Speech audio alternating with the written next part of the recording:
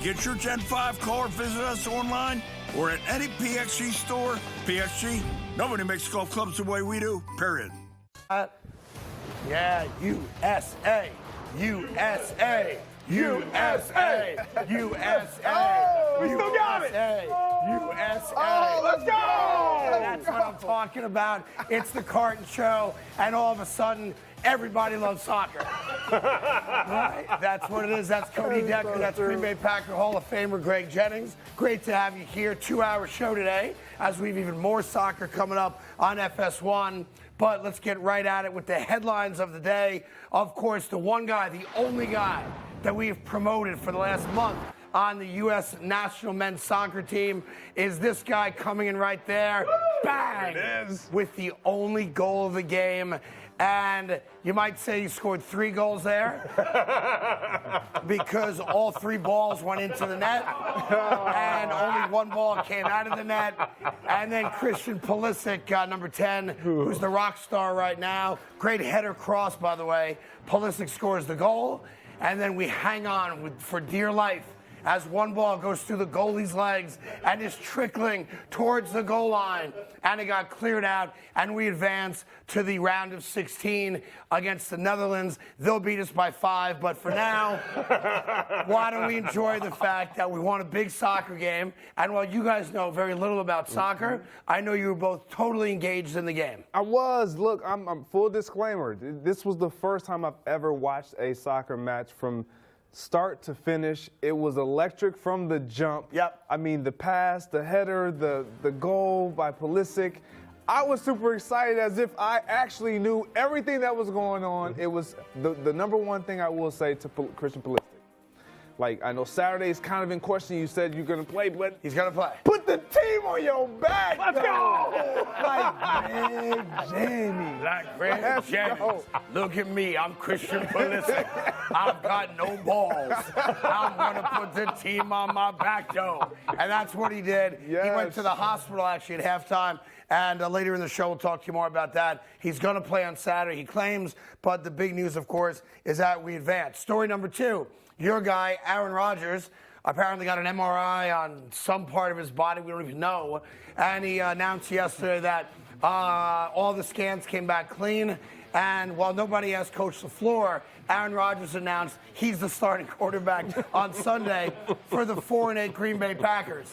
Like, you don't get to make that decision, but he did, and he announced he's playing. He did, and I you know, there's a lot of ways we can go with this, but for me, one thing we've always been told in-house, in the locker room, don't talk about your injuries. Let the team disclose your injuries to their discretion. Medical staff, doctors, absolutely. GM, whatever. Why right? that is because it gives your opponent a distinct advantage. Now you're saying, and he puts Matt LaFleur and coaching staff in a tough situation where they potentially could have gone with Jordan Love. Now it's going to look like both sides really aren't on the same page. Because if they don't play Aaron Rodgers now, he got benched, right? Correct. And that's the problem. But Aaron Rodgers isn't stupid. It's why he did it. Aaron Rodgers going on his weekly radio show or podcast, whatever it is, and with Pat McAfee, and announcing I'm playing on Sunday really robs the team of the opportunity to make a decision, because the team might have said, we're going to let you heal for another week. Absolutely. And let's see what Jordan Love's going to do. Listen, we shouldn't be surprised. He's a self-centered, egotistical guy. It's always all about him, and he proved that again yesterday. There was no respect at all for the organization or for a guy that he refers to as a little brother, Jordan Love. That's not your little brother if you're making announcements that negatively impact his chance to play. Let me tell you about little brother. I am an older brother, and I have a younger brother, and I love him. And I know Aaron Rodgers loves Jordan Love. He loves everything about him. However, as an older brother, I don't want my little brother winning when I'm in the room. Like, I'm not going to let him win. Right. Period. That's just the way it is. Like, he has to wait his turn. And that's what's happening with Aaron Rodgers and Jordan Love. Aaron Rodgers is the big brother, like he says, treating him like a little brother. And little brother, you got to wait. Yep. And listen, and he lived it, 15 years ago with Brett Favre, so it's like a role reversal right now. Story number 3 out of the gate. This really has no impact on what's happening right now or this weekend, but it's next weekend. But it's a big story because the NFL is now flexing games into Sunday night. The New York Jets have not had a Sunday night game in 93 years. I checked. The New York Giants haven't had a Sunday night game in God knows how long. So the NFL had 3 choices. You could have flexed the Jet-Bills game to Sunday night. Instead, it's a Sunday at 1 o'clock. You could have flexed the New York Giant-Philadelphia Eagle game, which is also a 1 o'clock game on Sunday. Or you could have flexed the Miami Dolphins and the LA Chargers. CBS decided to protect the Jet-Bill game, so you got to take that out. Jets, unfortunately, got screwed by the network, okay? Now it came down to Giants, Eagles, Chargers, Dolphins, and the NFL announced they're going with Tua and Justin Herbert, 2 playoff teams.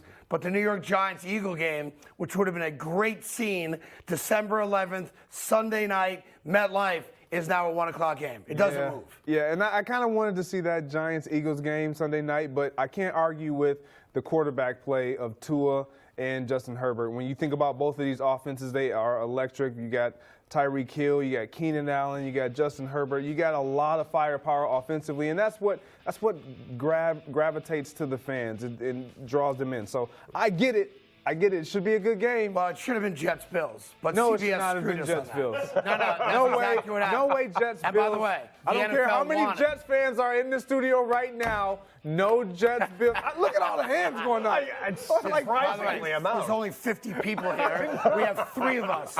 Sorry, everyone else. We do have a live studio audience. You may hear them in the background. Apparently, the NFL wanted Jets-Bills, and CBS said, screw the people. So that's why we're not getting Jets-Bills. There's great storylines, obviously. There are. Tua, Herbert, and Tua taken in the same draft. Did Miami make a mistake? All that nonsense. And it might be a playoff matchup. So I get it. They get flexed. The Giants don't get flexed. The Jets couldn't have been flexed. Jeff Saturday, story number 4. Jeff Saturday.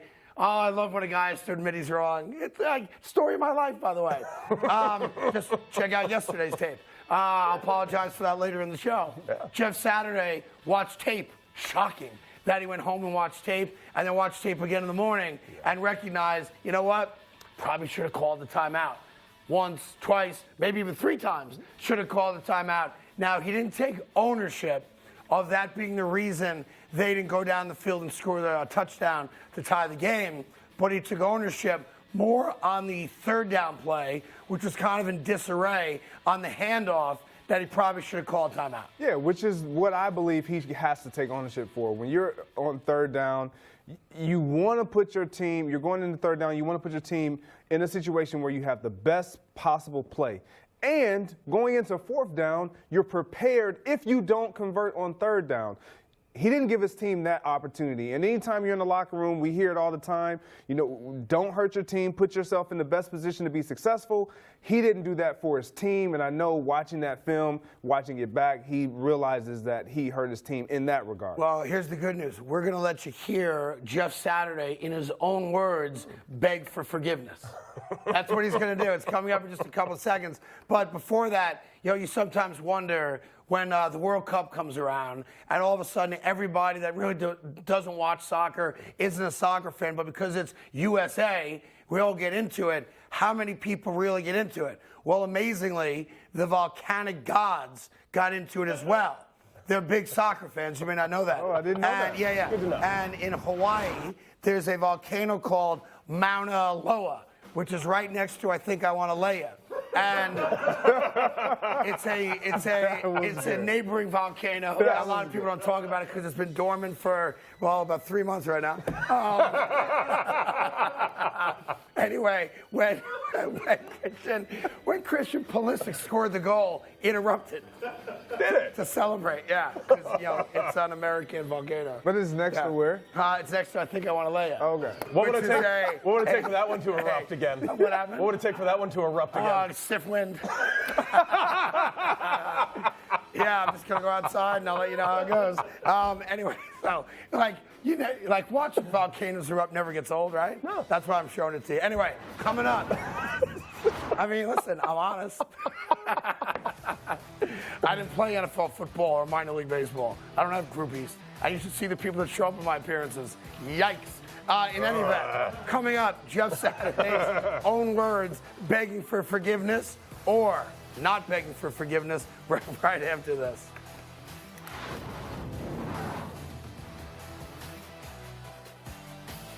If you thought one napkin for the Quarter Pounder with cheese was enough, it's not enough.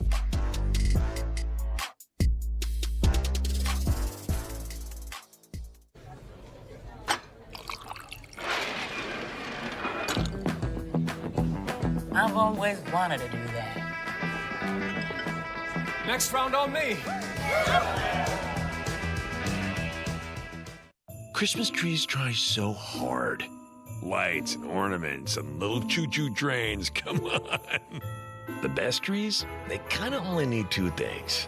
Peanut butter and chocolate. Not sorry, Reese's.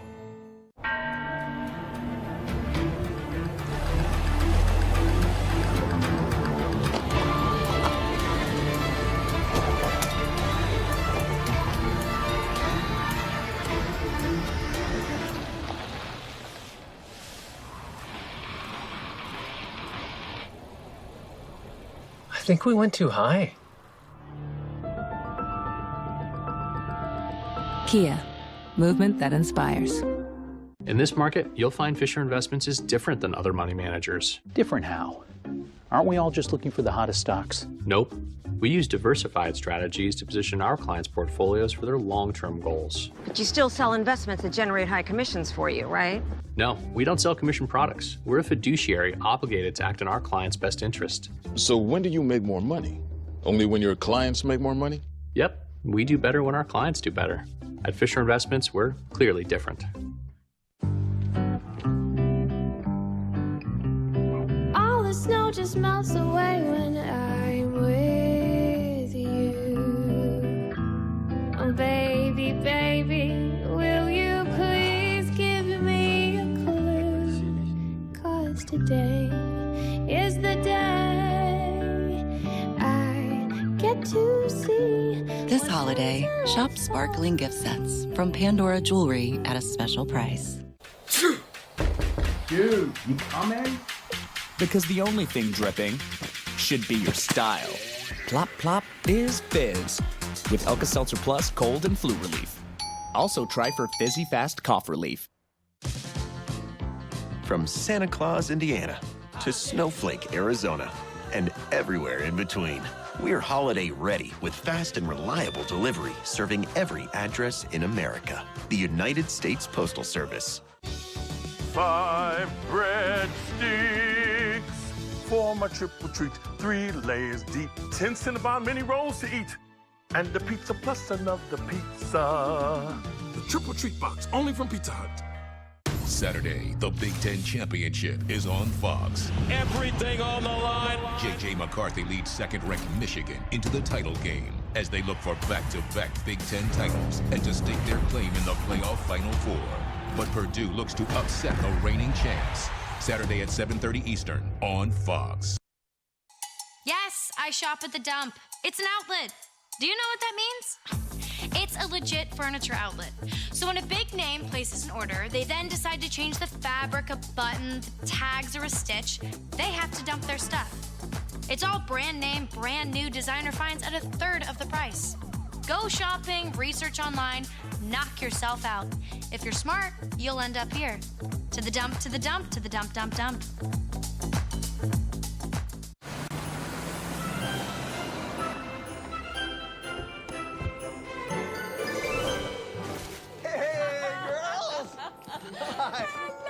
Are you kidding me? Is that for me? Huh? Oh, can't wait to see what you got your mother. The BMW Road Home Sales Event, on now.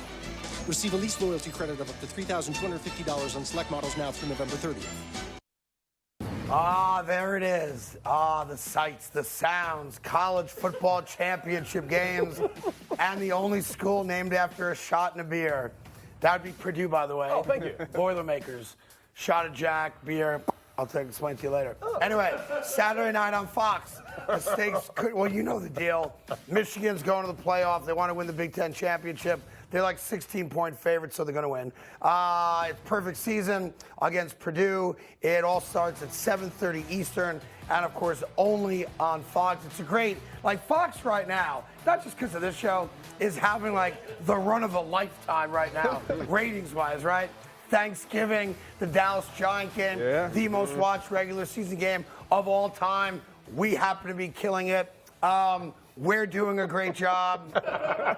Friday night Pac-12 championship. Yes. This show is doing really well. Saturday, the game I just promoted. Yeah. You got USA Soccer. Huge. We're doing fantastic. Killer. And it's just a great time to be employed by Fox. Right? And I am a shill, and I'm not taking it off because I might get a raise, I'm figuring, right? Or a new soccer ball. This is the Russian one. There you go. Oh, Cody, good catch. Solid catch, Cody. Way to go, buddy. Used to be a Solid baseball catch. player. All right, Jeff Saturday had to apologize. And why did he apologize? Because he mismanaged the entire final 90 seconds or more of their loss the other night. And I want to set this up for you by giving you his immediate comments after the game when he was asked about screwing up the timeouts. This is what he initially said. Check this out.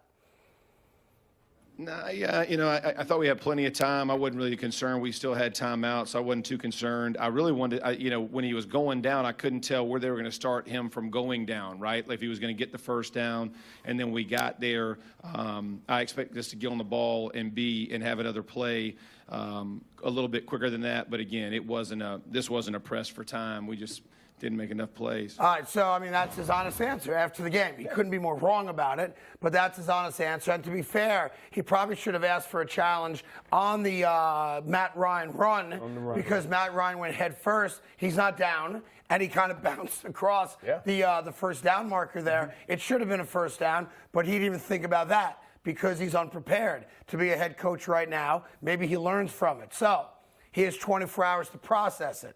The media comes back yesterday and says, okay, coach, you've had 24 hours to process it. Do you still think you shouldn't have called the timeout? And these are one of those moments that guys like me love, because he has to backtrack. He has to acknowledge that he made a mistake. Wow. And it's the exact type of mistake when he was an analyst he would have buried a coach for. So it's good for the goose, it's good for the gander. Here's Jeff Saturday. I wish I had that third down back. In all honesty, wish I'd have used a timeout. Just looking at it on film, looked at it last night again, looked at it this morning again, and from a time perspective, I felt good, but you could tell we were in disarray. I just didn't have a great feel. Bingo. That one's the one that's going to stick with me. So use it as a learning experience. Hopefully, get better at it. But frustrated with myself on that. I didn't have a good feel, and that's the point. Everybody that criticized the hiring of Jeff Saturday, that was one of the criticisms, that you can't just go from the broadcast booth, having never coached really at any organized level, and now go to the NFL sideline because there's so much coming at you. I'm sure there's a guy in his ear the whole game. You got 53 guys behind you. You got the clock winding down. You've got a high, energy, high stress situation. And if you've never done that, some guy, sure, cool as a cucumber. He didn't get the job done. He takes ownership of it, which I respect. But this is why you don't give a guy like that a job like that. He wins the Todd Bowles Mismanagement Award of the Week. Well, for me, I give Jeff credit here because he owns it. Like, this is one of the things that we always have an issue with when we sit at this desk. When someone makes a mistake, clearly it's a mistake, and they get back and they double down. He doesn't double down. He owns it. He realized after watching and assessing the situation, I messed this up. Yep. I potentially cost my team an opportunity to tie the game. We understand that. If he had got up in front of that camera and said, I still like what we did, it's a problem.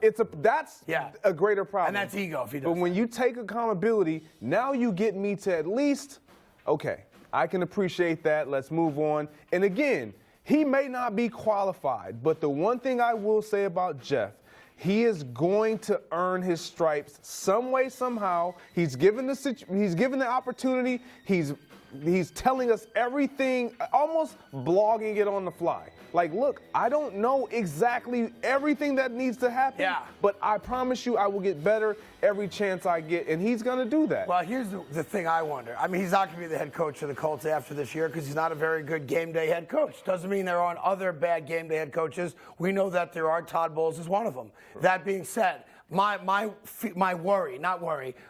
question is, if I could fast forward the clock a year from now and he's back on TV, is he still critical of guys that make mistakes? Because his perspective now has to change greatly. It has to change. You can't sit up there now and you'll be critical, this guy's incompetent, that guy's lousy, because you're all of the above. And now you have that learned experience of messing up in a big spot on national TV. But you have a different perspective now as well. So you can be critical because you have experience. It's no different than me talking about games and you guys talking about games. You can be critical. I can be critical as well. But mine is going to come from a different angle, a different perspective, because I have the experience of being in that seat, being in that position. That is where he's going to come from now. So he will, I guarantee you, if he's back on this side, he'll be critical.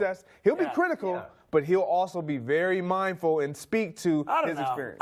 To me, you got no credibility now. If you come out and it's just it's like Dan Orlovsky. You were a horrendous quarterback, and now you think you're the quarterback whisperer. Very good at what he does on TV. He's really good. Very good on TV. But I'm like, I saw you try to do it. You failed miserably at it. I saw him try to coach. He's failing miserably at it. Maybe that gives me like a perspective, like, I could be a little self-deprecating. It's like if I see Jacob deGrom strike someone out, I can make fun of the guy striking out. I'm like, I've been there. It ain't easy to do it. I get it. He can play that card. Yeah, I've never struck out. I've never made a mistake on an NFL sideline, and I got the biggest mouth out of anybody.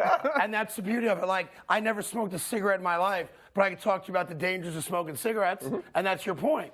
I can sit up here as a fan who watches a lot of football and be critical.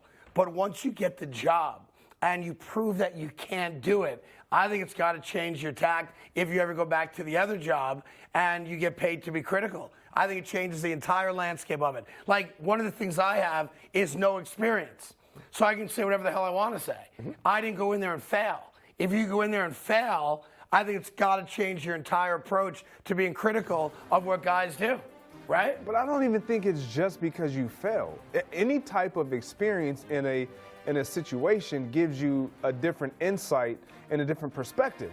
And that everything is about proximity. Like, he had never been a coach. He had been around a lot of coaches, a lot of really good coaches, seen how it works, but never really lived it, never really experienced it. The proximity was only so close. Once you're actually there, it changes your entire approach perspective. It should. And that's why I believe that he's going to be fine. Let's stop just dogging Jeff. Why? We know he's a terrible head coach. You want Jeff's job, don't you? No, what ticks me off about it is that I was rooting for Jeff Saturday. I wanted him to be successful because I hate the fact, whether it's broadcasting, whether it's NFL sidelines, whether it's garbage men.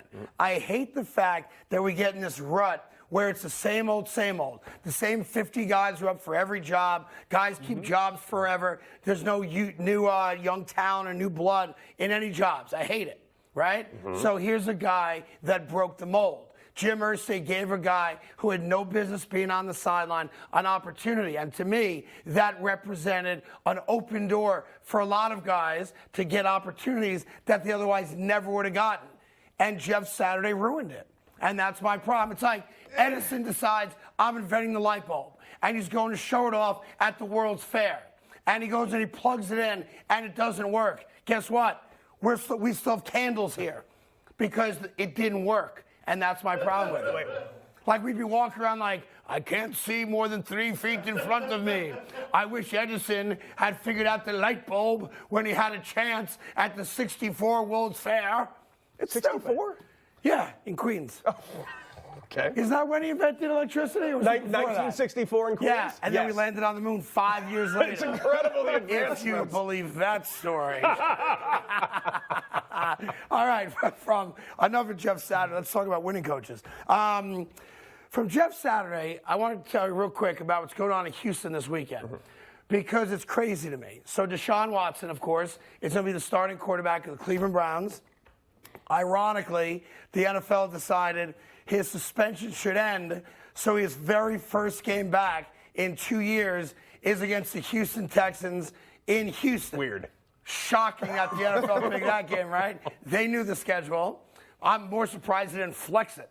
In any event, Tony Busby, who's the lawyer that represented the majority, if not all, of the women who claim that Deshaun Watson did inappropriate things during, before, and or after massage sessions, made an announcement yesterday that 10 of the women who accused him of inappropriate behavior are going to be at the game. Mm-hmm. And he's going to parade them around the stadium. They're going to be in a luxury box watching the game. And I personally have a real problem with this because I've always felt that there were a number of women in this case that were added onto it because there's going to be an easy check. And I do believe that some of them got into it because they knew at some point Deshaun Watson was going to write a check. Because if you have spent the last year and a half as Jane Doe, which I respect if you're a victim of any type of crime, especially a sexual crime, right? Mm-hmm. And you want to maintain your privacy because you are truly a victim, you don't show up at an NFL football game and get paraded around the stadium and have a camera on you and gather together to watch the guy that allegedly sexually assaulted you. I've got a huge problem with it, and I think it's dirty. And I think it's ridiculous. Yeah, I'm with you on that. I don't know. I'm not going to sit here and act like I'm all entrenched in this case and all this stuff. But what I will say is Deshaun Watson has done what the league has mandated. Yep. He has an opportunity to play, and it happens to be back in Houston. And for this to be the storyline or a surrounding story, it shouldn't be like it's crazy. This is ridiculous. If you were victimized by the guy, are you going to a luxury suite with 9 other alleged victims to drink and eat and celebrate the fact that you made some money to watch the guy play football that allegedly physically assaulted you? No. It's a clown show. Yeah. It's kind of disheartening and upsetting to me personally, and I'll tell you why. Obviously, you know who my wife is. Yes. My wife has gone through this very similar situation. Yep. And it's not I can't stress this enough. It's not a fun situation to be a part of. It's not fun being paraded around in this type of situation. And to see that their attorney is literally putting them in that situation, it just irks me a little bit. And that's all I can really say about it. It just irks me. It feels performative, and this is not a situation where anything should be performative. Right. It's a clown show. Yes. And it makes you now question these 10 particular women if they really were assaulted at any level. Because I don't know a lot about assault, but I can tell you it doesn't jive to me that you went through such a traumatic experience and now you go into a football game to watch the guy that assaulted you. Mm-hmm.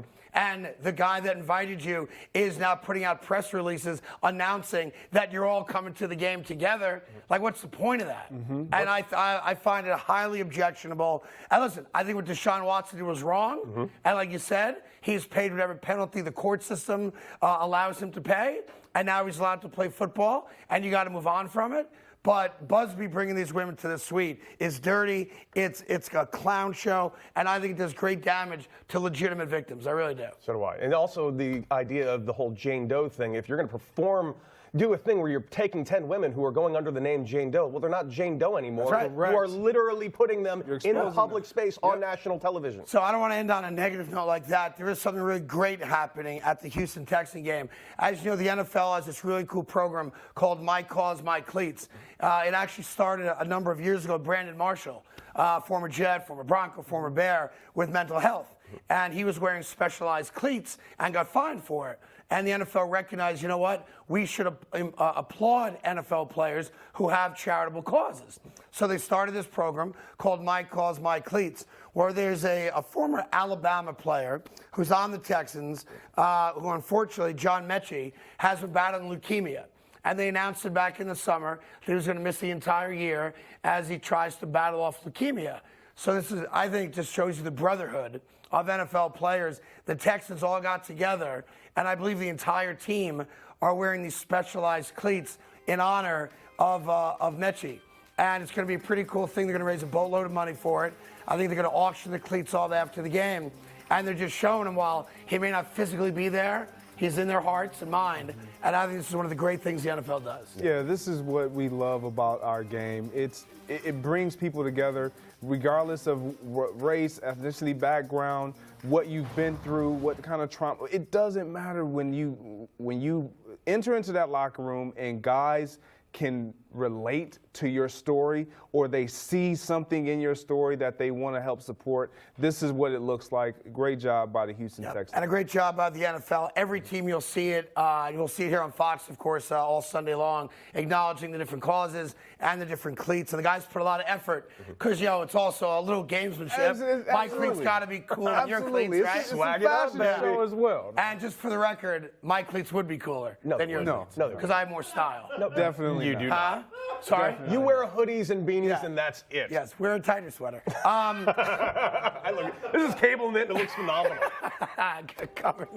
Coming up, Jordan Love is no longer speaking to Aaron Rodgers. We'll tell you why right after this on FS1.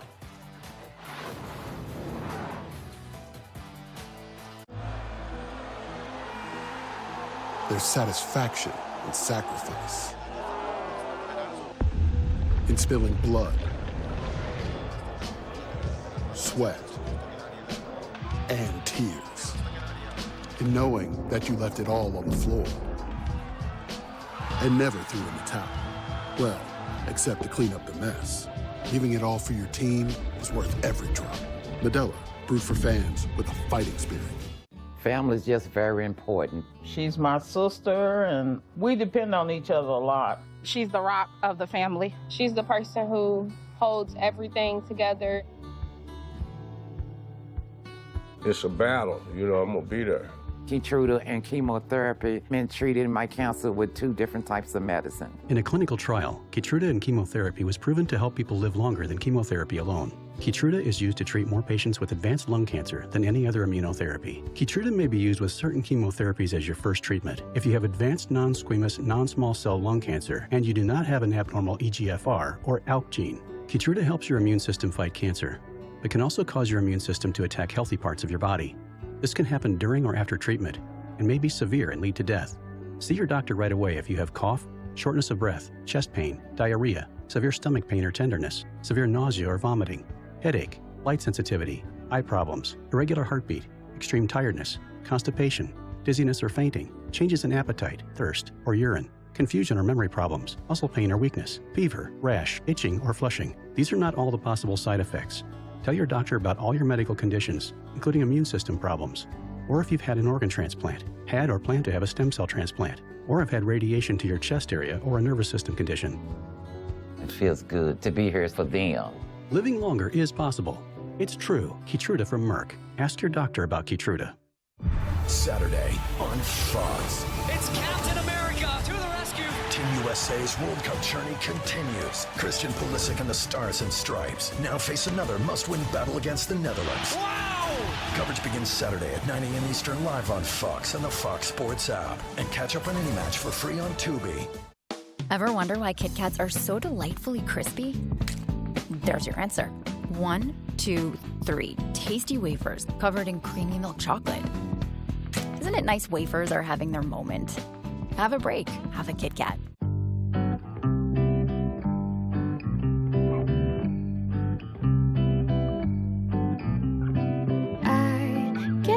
This holiday, shop sparkling gift sets from Pandora Jewelry at a special price. The all-electric 2023 Chevy Bolt EUV. 247 miles of range on a full charge. America's most affordable EV. EVs for everyone, everywhere. Chevrolet. When cold symptoms keep you up, try Vicks NyQuil Severe. Just 1 dose starts to relieve 9 of your worst cold and flu symptoms to help take you from 9 to none. For max strength nighttime relief, NyQuil Severe. The nighttime sniffling, sneezing, coughing, sore throat, best sleep with a cold medicine. I'm your Uncle Cooper, and I care about 3 things. I care about you. I care about tires. I care about your tires. These Cooper tires are dependable, well-made tires that come with an 80,000-mile warranty. That's an 80,000-mile promise from an American company. Gives a person something to believe in. In summation, I care about you, tires, and your tire choices. So go with the Coopers. Cooper! Tires are how I show my love.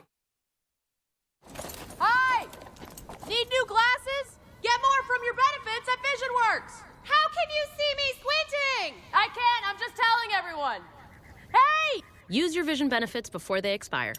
VisionWorks. See the difference.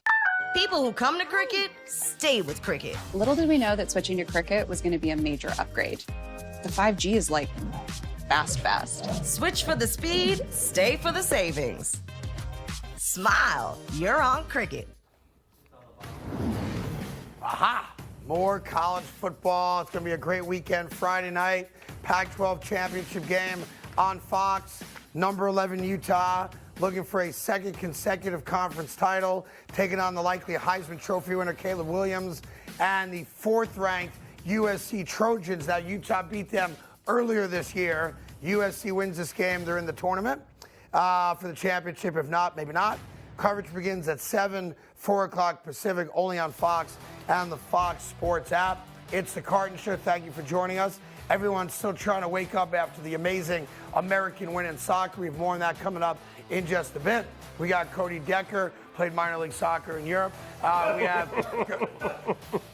That sounds close enough. Why not? We got Craig Jennings, Green Bay Packer Hall of Famer. Doesn't know if the ball's blown up or stuffed, but he watched the game yesterday as well. And your guy, Aaron Rodgers, in his weekly I'm the Greatest Guy in the World segment with Pat McAfee, discussed that he's planning on playing this weekend and that the doctor's scan came back. And amazingly, what he thought was a punctured lung is nothing, actually. He's just fine, and he's playing.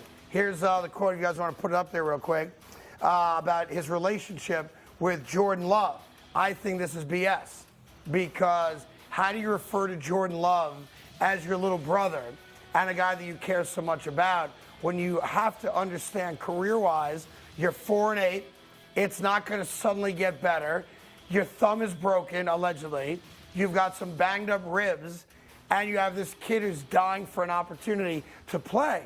You're also most likely not going to be on the Packers next year. So he professes his love for Love, also announces that he's playing, and has no regard for anybody else in the organization.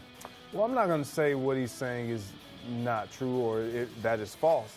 I do believe he has a lot of love for Jordan Love, and he is seen as an older brother figure. When you watch Jordan Love, there are a lot of things that I would say, as an older brother, actually who has a biological younger brother, he mimics everything that I do. Right. It looks like me. When I watch Jordan Love now, a lot of his motions, his throwing patterns, everything that he does, it really looks like Aaron Rodgers. Which is not a bad thing. It's not a bad thing. So he's absorbed. Obviously, he's taught, he's learned, he's been the understudy.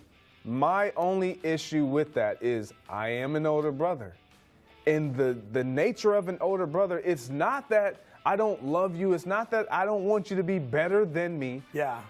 But when I'm still doing it, it's not your turn. It's not your time. But if you've done it for 15 years it does and not you matter. know it's coming to an end, it does not. I'm going to call your brother after the you show. Can call, look, because I feel bad for him. Yeah. And right now, matter of fact, can we book his brother to be on the show on Friday? I'll tell you what happens. I'll tell you what happens as an older brother. Yeah. Like now, we don't compete against one another like that. Right. I have no problem saying, oh, he's better than me. I have no problem saying that now. I don't think you say But it. when we were both playing, whatever our respective sports were, or both sports, no, Let me ask you a quick question. He's not better than me. Who's better at ping pong, you or your brother? I got him. You got him, okay. Who's better at carving a turkey, you or your brother?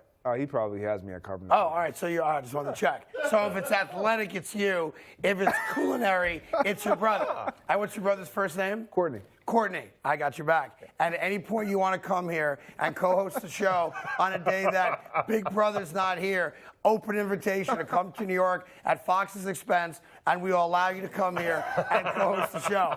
Does you know anything about sports? Absolutely. Good, so it'll be one of us. Great, awesome. Sorry, Cody, that was, I guess, a veiled shot of you, It's too. okay.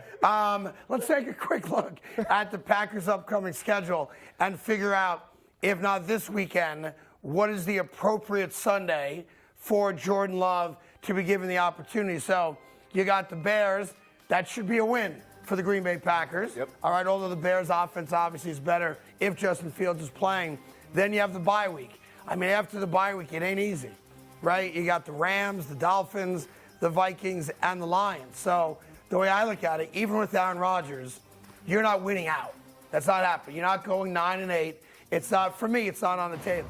So at what point do you kind of throw Jordan Love into the fire? Do you do it after the Bear game so you have the bye week, meaning you have 2 full weeks to prepare him for a 4-game stretch? Or do you wait till the Lion game? Like, when do you think it's most appropriate? So I think schematically, after the bye week makes sense. If it were me making decisions, which is not. I'm not Jeff Saturday. Let me stop you for a second. If they lose to the Bears, 4-9 going into the bye week, that makes a lot of sense, right? It makes a lot of sense. Okay. It makes a lot of sense now. Right. Like, I get it. They're not mathematically eliminated, but they're not making the playoffs. This team is playing to set up their future. What are we going to look like moving forward? If we have Aaron Rodgers in the fold, if we don't. But right now, with Jordan Love in our possession, we have to identify who and what he is, whether that's for us or for someone else, so we can get some value from him. Period. That's the approach. When you look at organizations, when they try to set up themselves for the future, that's what it looks like. We have to look into the future. Jordan Love is a part of that, whether he's with the Packers or he's allowing them the opportunity to acquire assets because of his play. The one thing I'll say just to wrap up the conversation on Love and Rodgers is that once they do decide that Jordan Love's going to be the starting quarterback, it's got to be the rest of the way. Like, you can't bring him in against, I don't know, the Ram game there. If you want to put the schedule up one more time, you can't say, okay, we're going to let you play against the Vikings, and if you play terribly, we're going back to Aaron Rodgers. Yeah. It's got to be, all right, kid, here's the keys to the castle. You got 4 games to show us what you got. And let's be honest, the Rams' defense isn't what it used to be. The Dolphins' defense, good, for sure, not dominant. The Vikings' defense, not dominant. And the Detroit Lions, you don't know what you get week to week. So while on paper it looks kind of daunting for a guy that's never really gotten a chance to play on a regular basis, I mean, that's the only way to find out what you got. And you find out 4 straight games. But when you look at the front end of the season, they didn't beat the Minnesota Vikings with Aaron. Right. They didn't beat the Detroit Lions with Aaron under center. And so then you have the Dolphins, who I don't believe they're going to beat with or without Aaron. So he has an opportunity to compete against some quality teams that are still fighting. Imagine if he goes 4-0, and you say to yourself, man, if we'd only started him in week 4, right, and ended this Aaron Rodgers nonsense earlier, we might be going to the playoffs. Well, you're talking about him being an older brother and how an older brother doesn't want to give it up. I'm a little brother, and older brother is 4-8. Get the hell out of my way. Sit down and let little brother take over. That should be, I would respect fair, though, that. he has a very strange family dynamic. Very. Yeah. In that I'm the only athletic one, and my big brother has no business being on the field. All right, real quick, let's go to the Eagles. They got bad news. You may have seen it. We could show the highlight of it during the game this past weekend. Chauncey Gardner-Washington is out indefinitely now. He's their starting safety. He's a badass safety, too. They got him from the Saints back in August. And I think that's the hit right there where he gets hurt. Yeah, he goes right down after that hit. And this is crazy. It shows you why a lot of moms don't want their kids playing football. That is a legal hit. It's not dirty. Frankly, there's nothing all that special about it, right? He lacerated his kidney on that hit. And they obviously take him into the locker room because they're concerned about internal bleeding and all the things that come along with that. He's out indefinitely, but Nick Sirianni said they actually believe that he may come back and play at some point, maybe a month from now, maybe January. But that shows you, that is crazy right there, which makes me wonder. Can you smell that? Take a deep breath in with your nose. What could it be? You know what that is? That's called Philadelphia panic. Because it's starting to happen. Yeah? It's starting to happen. The Green Bay Packers dropped a 33-burger on the Eagles, although the Eagles won the game. You just lost your starting safety. You watched your soccer team choke in the championship game. You watched the Phillies, they win 1 game? 2 games. 2 games? 2 games in the World Series. Yikes. You got your Sixers team followed the process to nowhere. Oh, my God. And now you've got the Eagles, not even arguably, the best team in the NFL. I'm going to give them that. But that's called Philadelphia panic. Elton John wrote a song about it. Yeah. It went like this. Philadelphia panic.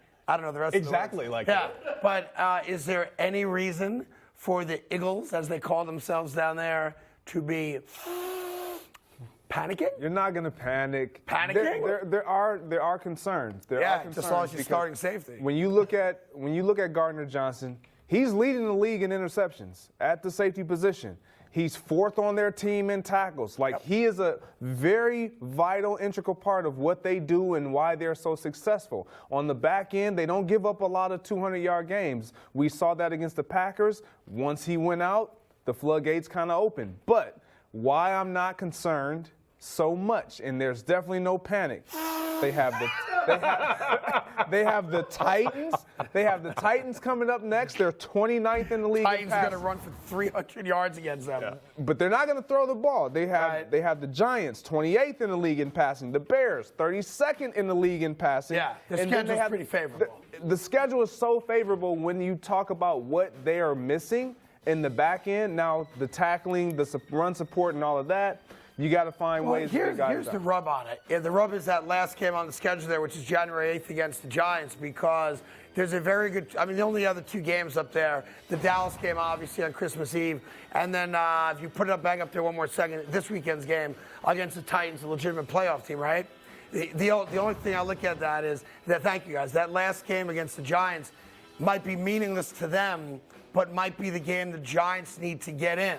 I don't know, I'm talking, a month and a half from now, but that game, if the Eagles have wrapped up either the number 1 spot or the number 2 spot, so with them in Minnesota, 1 and 2 in either direction, that last game becomes very interesting to me because I think the New York Giants are going to need to win that game to get in, and the Eagles are going to have nothing to play for. So just keep an eye on that as this thing starts going down the road a little bit further. What do the Giants, what do the Eagles do as they get ready for the playoffs, knowing that they hold the key to the postseason from those diehard Giant fans? And if you don't think Philadelphia would love to stick a shiv right in the back of Giant fans and keep them out of the postseason, I'm telling you for a fact they would, because they did it 2 years ago. It was a different regime. It was Doug Peterson. The Giants were 6-10, and the Eagles were playing at the time the Washington football team. And if the Eagles win that game, the Giants go to the playoffs at 6-10. And Doug Peterson made a promise to a third-string quarterback whose name I don't even remember, that he would give him a chance to play, and he pulled Jalen Hurts out. This kid goes in, he's horrendous, as you would expect, and Washington beats Philly, and the Giants don't get into the playoffs. They might have a chance to do it again. And that's why New Yorkers hate Philadelphia. That's why? That's why? Well, I mean, there's a lot of reasons. They stole the Capitol from us, number 1. Number 2, they ruined the Liberty Bell. They did, bro. Right? And number 3, well, I don't want to get to number 3 because it gets me in trouble. Of course. All right, but I do love your soft pretzels. And water ice. I do love your Rita's water ice. So thank you for doing that. You're wonderful people who I adore. Dude. All right, real quick. Titans, Eagles, outside of what you said stat-wise, I mean, are the Titans really in their league or no? I think the Titans are. Their team, they need a win. They need to win. They're coming off a loss. So I like this game. I still like the Eagles, man. I like what they can do in the passing game as well as in the running game. They're just such a balanced team when you look at them. Defensively, they have some holes to fill, but I think offensively they will be able to overcome what the Titans present. No panic. No panic with a big capital P. By the way, I'm making sweatshirts for everyone on the show called Foo Philly, P-H-U, instead of, F-U, Philly. Yes, of course. And we'll be wearing those as the Eagles start their slow decline out of the Super Bowl. Don't worry about it, all right? Oh, I'm excited. We're all going to wear it. What was the yesterday brotherly love hoodie? Because I want to acknowledge that I love Philadelphia. Do you? No. No. But they're not smart enough to recognize that. They just wake up going, honey, I see a bald guy on television wearing a City of Brotherly Love. He must be from Philadelphia. Do my eyes deceive me? No, you're just stupid. Time now for Cody on the net. Handball. The pass is over here, and I didn't want to throw it out there. Well, yeah, handball. Handball. I don't know Get a goal. I get a penalty kick now. Okay. Let's go. All right. Handball. Can that screen take a shot? Exactly. All right. Don't break it. Handball. Don't kick me. Oh, come on. It's an easy goal. Boom! Save. Boom! Let's go, Cody. Stop! I kicked it to you, Cody. No, you did not. No. No, you didn't. No. I know. Thank you. Thank you. We're dapping now? Yeah, absolutely. The executive said don't score a goal. Oh, my Yes, God. I was in my ear, too. They said you couldn't score a goal. Okay. We just already had it. We already had the penalty kick. I got it done. Already proved who the athlete is. He's mad. By the way, on Cody's on the net, you want to talk about a sport that you don't love? Do you smell that? Non-athlete. Okay, have fun. Go ahead. You want a sport that you don't care about, that we can make you care about? And I finally figured out how to horse wait racing. it. No, it is going to be hockey. You add dogs every time. This dog can literally make a goal on an assist pass in the air. This is incredible. That is impressive. I still don't really care. Okay. Yeah, but it's a dog making a hockey goal. That's got to make you like hockey, at least like a little. I like the dog. I like the It dog a makes me little wonder more. if that guy's ever seen a naked woman. Yeah. Maybe at one point? Hey, Mom, I'm going to be in the basement with the dog again. I mean, let's be honest. That guy doesn't even have a Bumble account. Probably. Anyway, good job by the dog there. Nice pass. We've had guests on this show. By the way, Greg said to me off air, he goes, soccer's kind of like hockey on grass. And I go, not even a little bit, but I'll explain to you later. Why would you throw me under the bus? I did not say that. Tell you why, because Courtney just texted me. Well, we've had a bunch of guests on the show that we think could come out of retirement, Greg being one of them. No, we don't. Well, remember we had McCoy on the show, and we're like, hey, you'll come out of retirement? Well, Jeff Schwartz apparently did, and he's playing some local Pee-wee hockey. Pee-wee football. Just dominating. Look at this, and just one more. Get out of my way. Yeah, but to me, I think he should be the running back. Yeah, he should be. That'd be even better. Oh, my God. What a bully. It's amazing. That guy needs some bully justice, I think. Don't you think so? Like, That's by the way, just not even fair. The coaches should be fired for that. You think so? Right? I mean, it's great for us to look at and mock the feeble children That kid's clearly 30. who are being attacked Look and at the beaten last down. kid. The last Why would you even knock him over? Come on, man. Play's not over. The whistle hasn't been blown yet. Sadly, I'm having flashbacks to my childhood. Yeah, not from the big guy. Well, All right, that's nice. All right, well, think about this on a D-line. Have you ever hit your teammate on the head mid-game because he messed up? No. Well, this guy does. This guy smokes this guy on the back of the head because he caused an offside. Goes off, one guy smacks him. Dummy. You think that's bad? Dummy. Full wind-up. But what's crazy is that the kid doesn't react to either slap to the head. Nothing. He's like, all right, let's get him on two. That has to be like their team deal. Like you jump offside. By the we way, smack I'm you. going to institute that policy here. Oh, great. From now on. Troy, run. If you mess up, smack in the head. That's all. Can I get a helmet? Or if you Can I don't get a score a goal, Oh, get smacked in the head. wow. Yeah, you didn't expect that. Wow. You didn't expect that. I needed that really. It really hit me. He hit you hard. I think I have a punctured lung. I'm not going to be able to play tomorrow. Hold on, let me just go see my doctor. Hey, you go take care Hey, of that. Doc, is my lung punctured? No, I'm going to do the rest of the show. Oh, I'm all perfect. good. Sorry about that. Well, Sorry about that. when we come back, there are some teams in the NFL. Caught it! Blocked another goal! When we come back, there's some teams in the NFL that have got lots to prove, and we got a new segment coming up for you. Do we? And yeah, we do, and it's going to be great. You can go and take that. I'll get you in the break. He's mad about you. I'm so talking mad. mad. I'm not happy.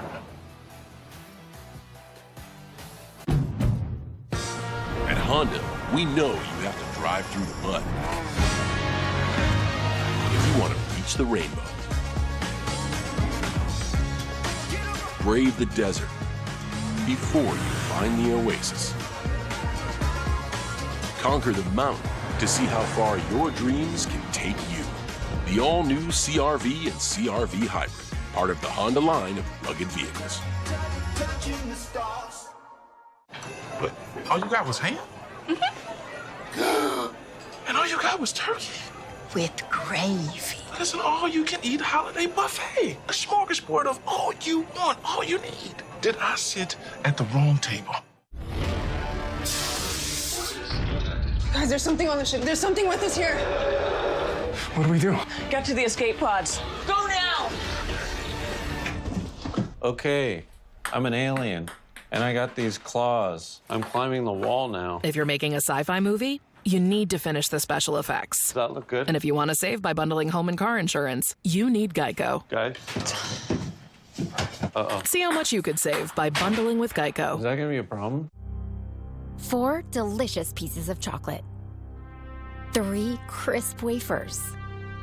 2 layers of sweet Kit Kat filling. 1 incredible break. Have a break. Have a Kit Kat. All the snow just melts away when I'm with you. Oh, baby, baby, will you please give me a clue? 'Cause today is the day I get to see. This holiday, shop sparkling gift sets from Pandora Jewelry at a special price. It's easy to think that all money managers are pretty much the same. But at Fisher Investments, we're clearly different. Different how? You sell high commission investment products, right? Nope. Fisher avoids them. Well, you must earn commissions on trades. Never at Fisher. Okay, then you probably sneak in some hidden and layered fees. No, we structure our fees so we do better when our clients do better. That might be why most of our clients come from other money managers. At Fisher Investments, we're clearly different. Who wants burgers? Ooh, it's the DQ Signature Stack Burgers menu. That is 5 tasty burgers right there. There goes a spicy flamethrower and loaded A1 Signature Stack Burgers. Go, Mom? You're still the cool mom. Thank you. DQ, happy tastes good. I'm not looking for another job. I'm looking for the right culture. Somewhere that has that certain something that isn't listed in the job description, even though it should be. Caleb Williams leads the Trojans' fight for a playoff bid as they take on Utah. The Pac-12 Championship, Friday at 7 Eastern, 4 Pacific on Fox. Help you. I wanted to mail this. Okay. Layla is our messenger pigeon. What? Oh my God. This is mostly secure. Mostly. Fairly secure. Yes, sir. This is crazy. You know what else is crazy? That SMS text that he's sending? It's unencrypted. Other people might see your text just like other people might see that letter. You're kidding. No.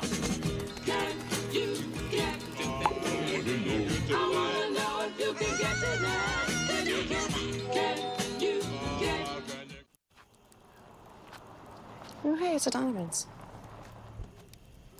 You know, legend has it, the Donovans had a barbecue that fed half a town. You know what I heard?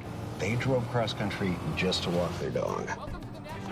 Apparently, they climbed a mountain to save some wild horses. That's what they say. That's what they say.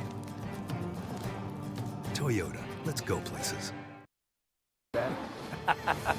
Hey, that looks like soccer. That is soccer. Wait a minute. That's a goal for the United States of America. Welcome back. It's the Carton Show here on FS1. Good morning to you. The guy on the ground there is Christian Pulisic. He gave up his balls to, well, I could say testicles, I suppose, to score the game-winning goal and lived up to the hype that he was going to be our savior. Cody Decker, Greg Jennings, USA Soccer advances to the round of 16 against the Netherlands. Now, here's what's very confusing for a lot of you, because I know many of you that watch this show aren't highly educated, and I love that about you. I love that about you, because neither am I. It's a little confusing where the Netherlands really are. All right, I spent a good portion of yesterday trying to figure out what makes up the Netherlands. And my head almost exploded. Because I got one geography expert telling me it's Aruba. I got another guy telling me it's Curacao. On the list. And then I got another person telling me it's Amsterdam. It's on the list. I can't find the Netherlands on a map. And by the way, neither can you. I challenge you when you go to work today, if you are working anymore, if you can go sit down in a cubicle with like the smartest guy there and say, find me the Netherlands on a map. Could you do it, honestly? No. Could you do it, honestly? Honestly, just the Netherlands? No. Yeah, you can't. No. It's like Willy Wonka land. It's like an invented place that nobody knows where the hell it is or what countries or cities or territories even make it up. Like, no joke, when you go to work, find the Netherlands. It's a real fact. It doesn't exist.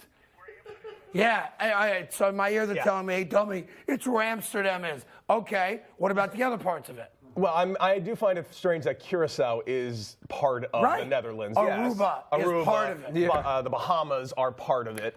Is it? It was, at least for the World Baseball Classic it was. Now, I know a little bit about the Bahamas, all right? The Bahamas is like over here. Amsterdam is over here. How are they possibly part of the same country? Well, Curaçao's not close either. They don't even speak the same languages, right?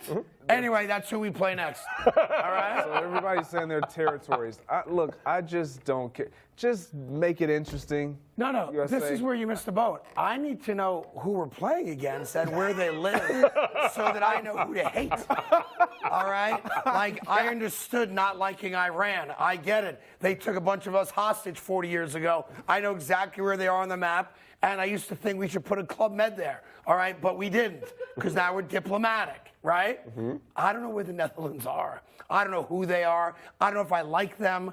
I don't know if I want a vacation there. I know nothing about them. It was in my ear. You absolutely want a vacation. Okay, what part of it? Amsterdam. Seems like a depressing place to be. It's not. I'm told Amsterdam's the place to be. Oh, yeah, sure. Red light district. All right. I didn't say, well, come on. There's a block in Times Square I can tell you about no one else knows. And it's like going to Amsterdam. Yeah, and you come back with the same diseases. It's all good. All right, in any event, one of the great things about soccer, because this is all about soccer, obviously, one of the great things, I'm just saying, like, Troy, could you find the Netherlands on a map? It's by Germany, right? You could find Germany? I have an idea of where Good luck. it is. All right. No, they're not smart. All right. Here's the deal. When, soccer for a lot of people is kind of boring because there's not a lot of goals. But the reality is that when you watch a soccer game, like yesterday, and it's a one-goal game, and it's an elimination game, it's like watching, no joke, like playoff hockey is amazing in that moment. But one of the great parts of soccer, the highlights are better than any other sport. And when you get great broadcasters, it's even better. So let's start with our own John Strong, I apologize. John Strong, who's the voice of soccer on Fox. This is how he called the game-winning goal. Austin McKinney, Jess making a big run. It's meant for him. Jess is snuck in behind. Jess into the middle. Pulisic scores! Might have paid the price, but the U.S. takes the lead.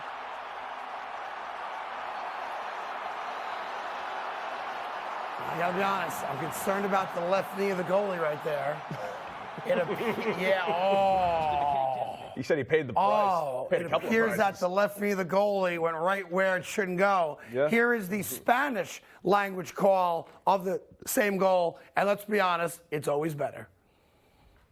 Otra vez Tyler. Para Weston McKinney, se mete Serginho. Vino para Serginho Dest. El toque medio posición. ¡Gol!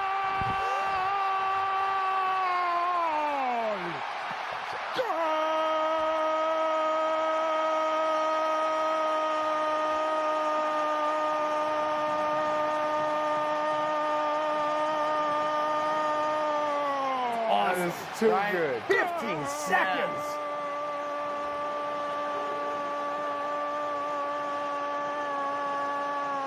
I can just go home.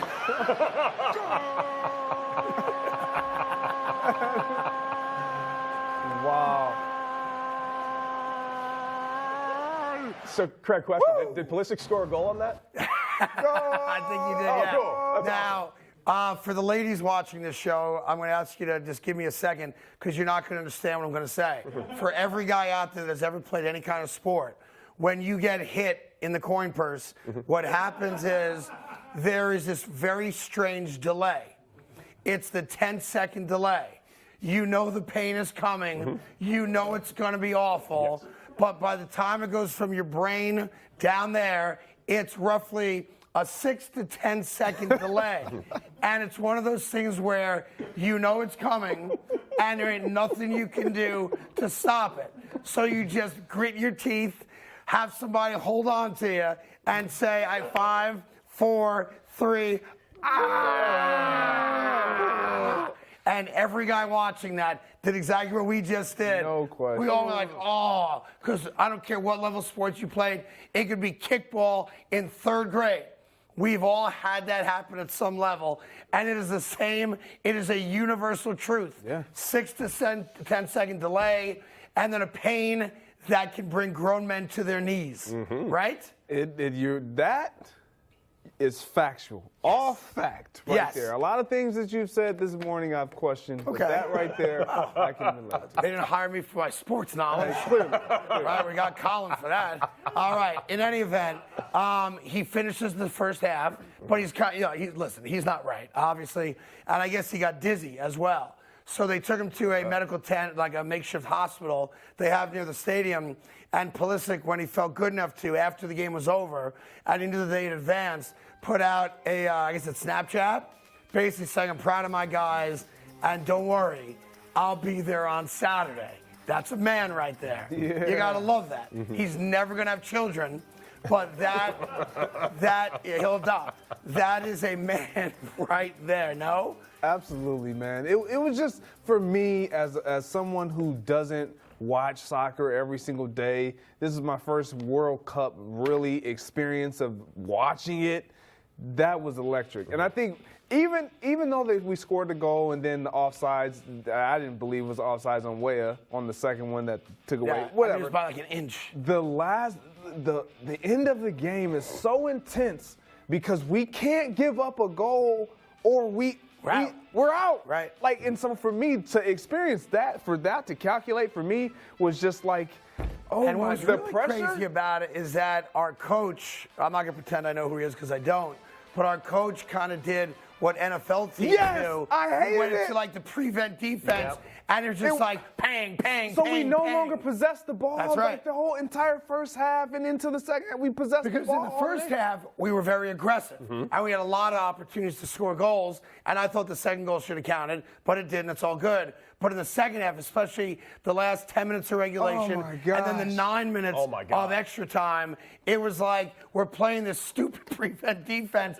and you're just waiting for a shot to go in. But you made a point earlier about how there's low-scoring games. That last 5 minutes of extra time was about as intense of any sporting event I've ever watched. Yeah. Did you happen to watch it in public? I did. I got to watch it with some actual soccer fans. It was like blast to watch. I'd love to see that video. Do we have that? We do not. We don't. Okay, We do not. just check it. Just ask. Just ask. Because that would have been really cool if we had video of you and the loser over there in the Mighty Duck shirt actually, with people enjoying American soccer. But I guess you guys were too busy to film that. So that's all good. No worries about it. Listen, when a guy gets hit in that part of the body, with a billion people watching it, obviously social media goes crazy. I could spend the next hour giving you examples of that. We kind of just cherry-picked one or two.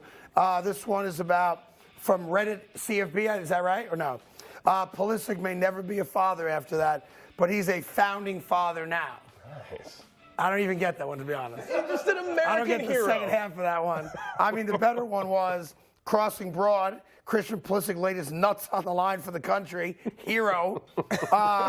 Shotgun SPR. And I apologize for the language here, but I'm going to read it. Pulisic's nuts just tied, so all U.S. soccer fans could live. And the best one of all, Gabe the WP writes, Pulisic running like he has red, white, and blue balls. You get it? So proud of him. Because they flags red, white, and blue, and the balls. Okay, just checking. Works. I just want to make sure you understood that. That's all. Great That's job. all. All right, time for a new segment on the show. There's nothing to do with getting hit in that part of your body called Show Me Something. All right, there's a bunch of really big matchups in the NFL this weekend, and this is going to be like a crossroads for some teams. So let's get into it real quick. Game number one, great NFC East matchup. Washington with Taylor Heineke playing great football right now, and clearly they all bought in, kind of like the Jets and Mike White, which we'll get to in a second, into what Taylor's doing. The Giants have now lost back-to-back games, and there's a feeling here in New York amongst Giant fans, all right, we got to win two more. Yeah. We got to win two more to really get in, to have a chance to get into the playoffs. Where are those wins coming from? You got 2 games against Washington. You got an Eagle game coming up. The schedule is very, very hard. So the question for you is, Well, the Giants, off of 2 straight losses, Saquon has not performed well. They've turned the ball over, something they hadn't done, and they are riddled with injuries. Can they show me something on Sunday? So this is a team that you want to. The panic, like they're unraveling at the worst time, and their schedule to end the season is very tough. Very tough. And so to sneak these 2 wins, like this is one of the things that I look at, like how are you, where are the wins? Here's what they have to do. They have to split against Washington. Yep. And for Washington, it's the Giants, the bye, and the Giants. So and then just real quick, they have the Colts, which is a winnable game. Yep. And then that game I teased earlier, the last game of the year, the Giants may need that game to get in. Philly might not be playing anything, and that would be the 3rd win that would guarantee them playing in the playoffs. Absolutely. So take you inside the locker room. They're feeling the same thing. They're looking at the schedule like, okay, where can we get 2, 3 wins potentially? Because they know what we know. Like their schedule is stout. They're looking at the opponents that they're about to play. They're looking at the Commanders, and they're like, they won 6 of the last 7. They have it rolling. We're going the opposite way. We can get a win here, or we can really hurt ourselves here. Sure. So because the Washington Commanders, they're 7-5. They're looking. We thought that they were out at the beginning of the season. Now they have all the momentum. They're playing great. They're winning close games. What the Giants were doing early in the season, and they're no longer doing that. They can get it right. I don't know if they make it right this week. Yeah, and the Giants played the Cowboys very tough, and not to go back in time, but on that Thanksgiving Thursday game, on the 4th down play, if Danny Jones throws a better ball to Saquon, if Saquon makes the catch there, that game may end differently, but it didn't. They've now lost 2 games in a row. They're all banged up, and they got to find 2 wins. And I can tell you this: if they lose both games to Washington, they're most likely not playing in the playoffs, and then the whole season's a waste. Because it was a surprise season anyway. All right, that's one game. I'll give you another one. The Dolphins, all hot to trot with Tua, are now playing against a very good defense. They're playing against San Francisco, on fire right now. First place, they overtook Seattle. Their offense is dope, as they say, right? Can Miami's offense score enough points against that Niner defense and show me something? I think they can. I think when you think about who Mike McDaniel is, like he's one of those guys. He's the understudy, obviously, going up against Kyle Shanahan. They're going to try to outduel one another. But I got to believe that McDaniel's going to have some type of trick up his sleeve to surprise what the 49ers present. And they have the weapons to do it. Tua's been playing great. The 49ers defense has been lights out, and particularly in the second half, not giving up any points the last few games. Like, I like this matchup. I just like the understudy. I gotta tell you, I like Mike McDaniel a lot. This video that's circulating now, I think from this past Sunday's game, where he's on the sideline holding up the play sheet, and he walks past Tua and he says out loud, Georgia's so much better than Alabama. He's one of those guys you just, when you're done playing, you want to play for him. Yeah, he seems like a really good dude. All right, will Mike White show me something in Minnesota as the Jets play the Vikings?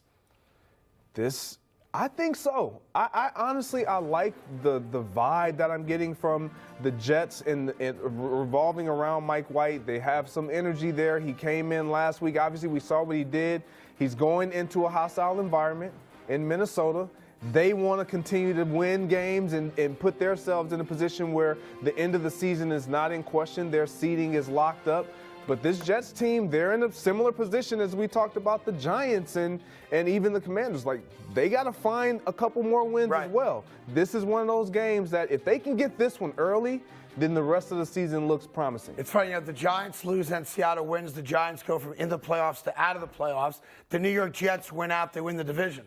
I mean, it's all on the table, right? And guys always talk about this cliche of we just want to control our own destiny. We want it to be up to us.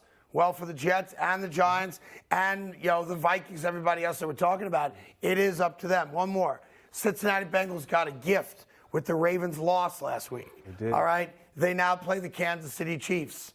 A chance to show you that they are as good as anybody. Do they show us? I think they do. Oh, you're out of your mind. I think they do, man. When you think about everything, even them beating the Chiefs last year, everybody still questions that.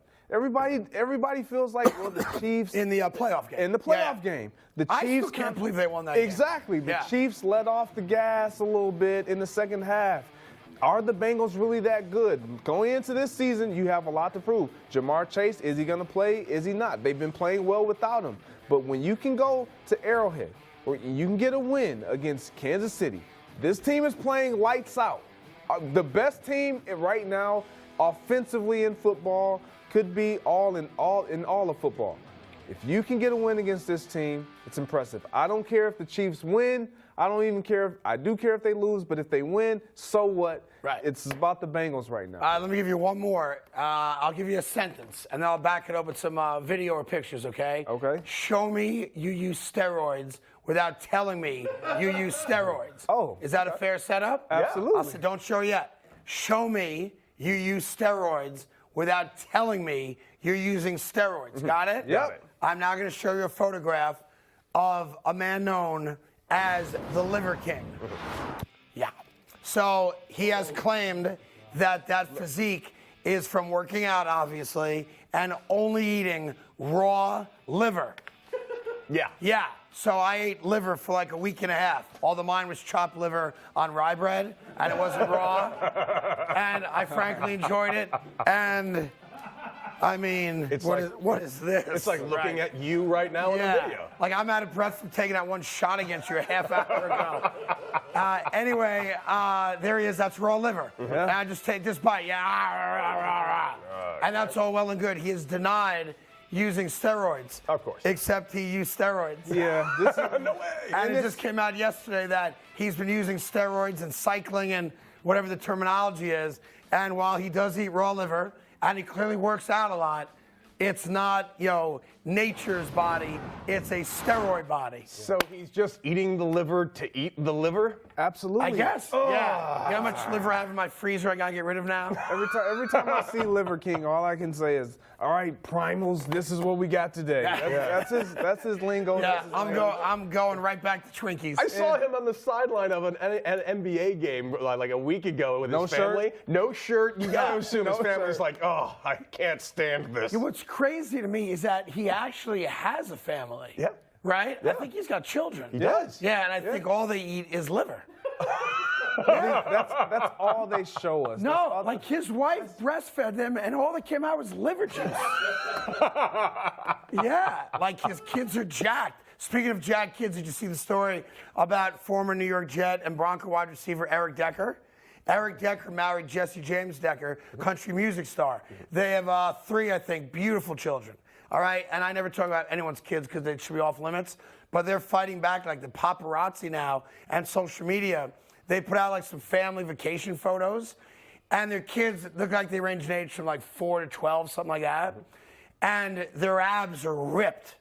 And now people are accusing them of child abuse because they're like, a kid's abs shouldn't be all jacked up like the Liver Kings. And they're like, our kids are just healthy kids who play sports and run around. Like, leave us alone. But that's social media for you. Like, you can't make fun of the fat kid anymore because it hurts their feelings. But you can now make fun of the kid who's in good shape. It's like a total role reversal. Why do you always do that with it? Because I was a fat kid who got made fun of. I would have loved to have been made fun of for having abs. Yeah, You know how awesome like that would the have been? world has changed. It's a crazy thing. Like now, I'll give you an example. Like when I grew up, kids like our producer Ryan, right, would have been mocked, made fun of, kicked dirt in his face because he's out of shape. I'm sorry, Ryan. And he's got like back fat in weird places, and it's disgusting, right? No, he's beautiful. But now, it's celebrated. It is And he's now like a model. Yeah. He's now like Mr. June on the Fox calendar. Yeah, it's crazy. Yeah, Jason McIntyre's August, and he's June. It's a wonderful calendar, and all the money goes to charity, so hopefully you'll support it. Ryan's a charmer. Huh? Ryan's a charmer. He's a good man. Yes, he is. He's still wearing that Mighty Duck jersey, though. Yes, he is. Conway. Because society has lied to him. Society is now telling people like him that's acceptable and cool. And I'm just here to tell you it's not. Listen, I'm wearing a scarf indoors. Is that cool? No. But I'm going to get a bonus for doing it. Good for you. And that's why I'm doing it. Smart move. All right, coming up, the weekly segment, Panic Button. which team and their fan base must panic now after this on FS1. I'm sorry, I didn't mean to offend.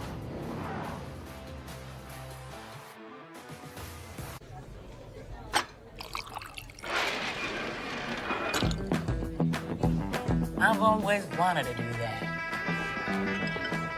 Next round on me. Ever wonder why Kit Kats are so delightfully crispy? There's your answer. 1, 2, 3 tasty wafers covered in creamy milk chocolate. Isn't it nice wafers are having their moment? Have a break. Have a Kit Kat. All the snow just melts away when I'm with you. Oh, baby, baby, will you please give me a clue? 'Cause today is the day I get to see. This holiday, shop sparkling gift sets from Pandora Jewelry at a special price. From Holiday Hills, Illinois, to Rudolph, Wisconsin. From Santa Claus, Indiana, to Snowflake, Arizona. From Garland, Texas, to North Pole, New York, and everywhere in between. We're holiday ready with fast and reliable delivery, serving every address in America. The United States Postal Service. Dude, you coming? Alka-Seltzer Plus Power Max gels with more concentrated power. Because the only thing dripping should be your style. Plop Plop Fizz Fizz with Alka-Seltzer Plus. Also tried for fast sinus and pain relief. 5 breadsticks for my triple treat. 3 layers deep. 10 Cinnabon mini rolls to eat. And the pizza plus another pizza. The triple treat box, only from Pizza Hut. Hi! Need new glasses? Get more from your benefits at VisionWorks. How can you see me squinting? I can't, I'm just telling everyone. Hey! Use your vision benefits before they expire. VisionWorks. See the difference.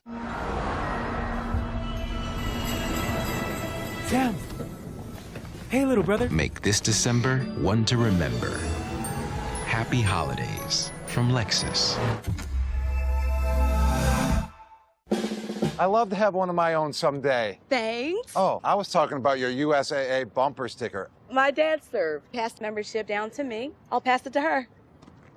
That's a lucky kid. USAA. It's for the military community. When you prefer dream vacation over a rental nightmare.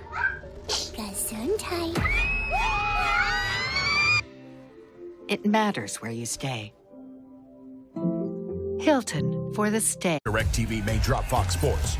DirecTV customers could miss the biggest sporting events of the year, including NFL on Fox leading into the playoffs and so much more. Don't miss your favorite Fox Sports. Visit keepfox.com today. After a big win for the Bloodline at War Games, as Sami Zayn finally secured his place in the group, plus Ricochet takes on Santos Escobar in the SmackDown World Cup Finals. It's an all-new edition of Friday Night SmackDown, live at 8 Eastern on FS1. This holiday season, Kia is partnering with St. Jude Children's Research Hospital and making a donation for every new car purchase during the holidays through Kia's Accelerate the Good program. Join us and help celebrate Kia's season of giving back. Kia, movement that inspires. So, what's stopping you? Is it the name? What's a dump anyway? Hey, it's a legit furniture outlet. Stuff's not made for this outlet. It's brand new, brand name, but it's always off price. There's acres and acres of great finds. Do your own research, draw your own conclusions. Don't miss a good thing. Stop overpaying for designer furniture and get what you truly want and need. Are you bold enough to shop there? To the dump, to the dump, to the dump, dump, dump.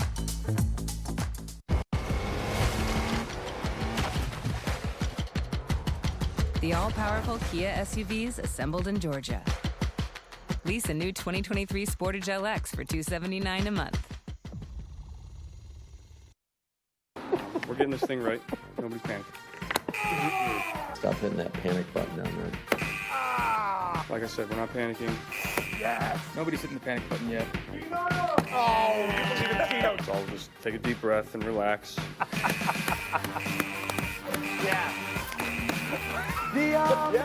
All right, welcome back to the Carton Show. Greg Jennings, Cody Decker, of course. It is time for everybody's favorite Wednesday segment, the Panic Button. I'll give you the team. You guys tell me if it's time to panic. Pretty simple game, right? Absolutely. All right, here we go. Start with the New England Patriots.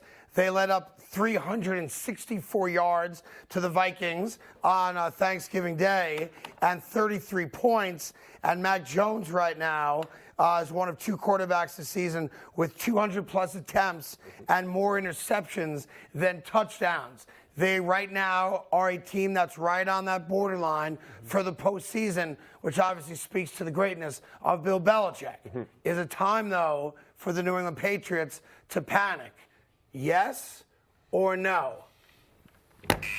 Yes. Yeah. Both of them. Greg, you start. Go. Yeah, I'm panicking. I just watched Mac Jones, who I felt like had the best game of his career against the Minnesota Vikings, and they still lost. They didn't get it done. If he plays like that, then they're going to be okay.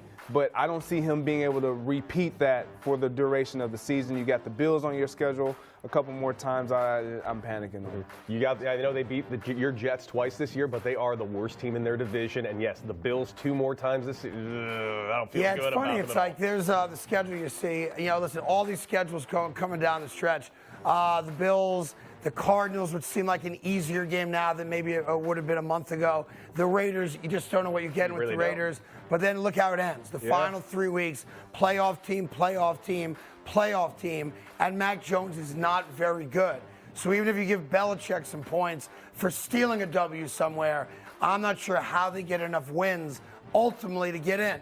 That being said, as much as I have some personal issues that my therapist tells me I should let go regarding my relationship with Bill Belichick, I'm not counting that dude out. You can never count that guy out, right? He's like fair. He's like a cockroach. Oh yeah, you can't right? kill He a never cockroach. goes away. He's always there. All right, team number 2.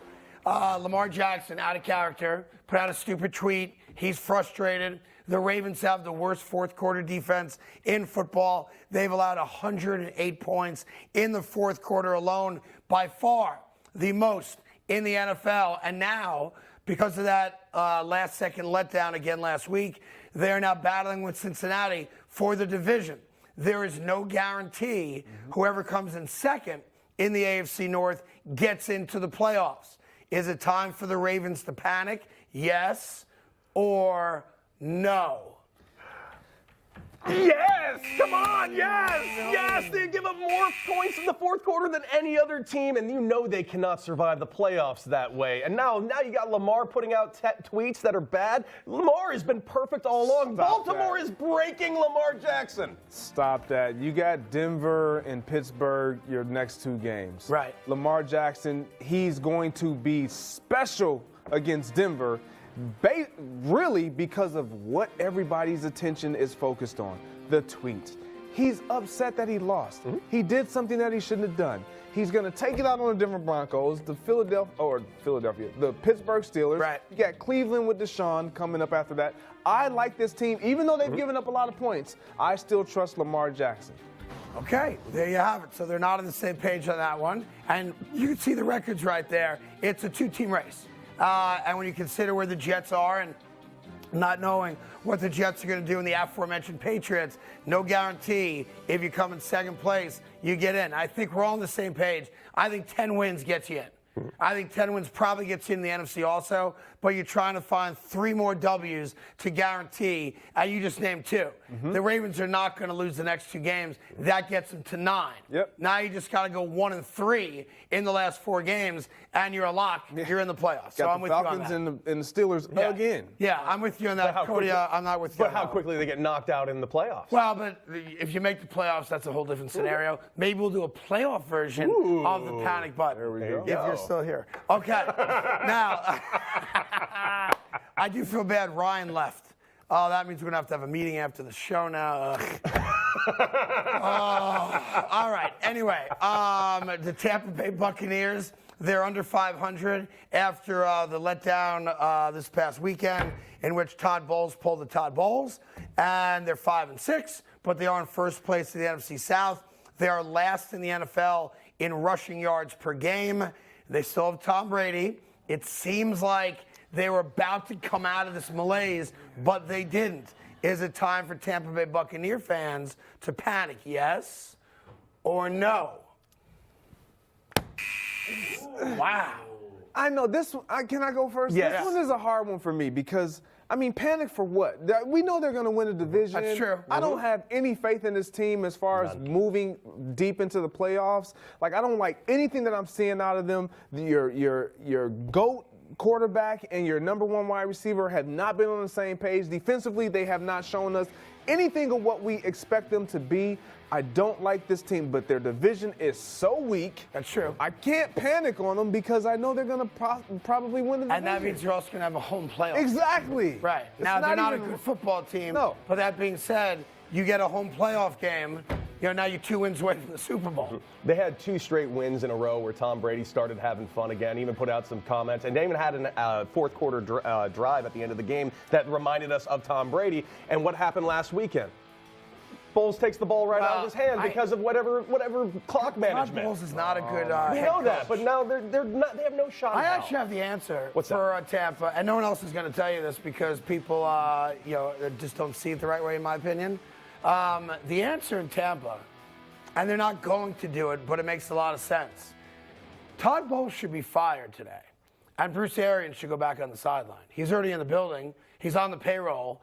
I think Todd Bowles is the problem. And I like Todd Bowles personally a great deal. He's a good man. He's a great defensive coordinator. So moving back to defensive coordinator? Well, I don't know that you can do that either because then it's very confusing to everybody who am I answering to, like it was in week 1 when they got in the fight with the Saints and Bruce Arians was on the sideline and they were like, yo, coach, go back up to the GM's office. Can't have you on the sideline. Todd Bowles is part of the problem here. And I truly believe if you took Todd Bowles out of the equation and you made Bruce Arians the head coach, overnight, the Tampa Bay Buccaneers become a very tough team. Yeah, no one else will tell you that. Just the guy with the scarf on his head. But Cody's panicking. What are you panicking? Are they not going to make the playoffs? I mean, come on. Look, it doesn't even matter who makes the playoffs from that division. Everybody sucks in that division. I respect that. Cody's in a mood today. No, come on. It's just a fact. Wow. Everybody's under 500 in that division. I'm sorry I offended your friend. I'll deal with it after the show. Don't worry. All right, let me give you one more team. The Seattle Seahawks have lost back-to-back games. The Raiders put up almost 600 total yards against them, and they're now allowing almost 400 yards a game this year. So I don't want to say it's smoke and mirrors because their offense has been legit. Geno Smith has played great. Even in the loss this past weekend, Geno wasn't the problem. Kenneth Walker's a stud, not a problem. The defense is a problem for a franchise that prided itself on this great defense, smash-mouth defense. That's not the case this year. They've lost 2 in a row. But before I ask you panic or not, if they win this weekend and the Giants lose, the Seahawks are back in and the Giants are out. So I ask you, with a month and a week to go, Seahawks, panic, don't panic, yes or no?